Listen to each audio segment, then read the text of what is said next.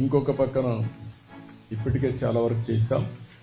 నేను ఒకటే ఈ టీటీడీలో పనిచేసే ప్రతి ఒక్కరిని కోరుతున్నా, including board members, management, everybody, మీరందరూ కూడా వీలైతే మీరు వెంకటేశ్వర స్వామి పవిత్రత కాపాడడానికి ఇంకొక అడుగు ముందుకెళ్ళండి.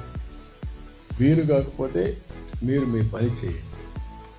కానీ అపచారం జరిగే పరిస్థితి కానీ, అపవిత్రం చేసే పరిస్థితి కానీ, మీ వ్యక్తిగత ప్రయోజనాలు చేసుకోవడం కానీ ఇక్కడ జరగకూడదని చాలా స్పష్టంగా చెప్పాను.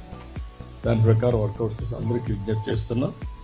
ఇంకొక పక్కన దేశంలో, ప్రపంచంలో వెంకటేశ్వర స్వామి ఆస్తులన్నీ కాపాడడానికి కంకణం కట్టుకొని ఉన్నాం.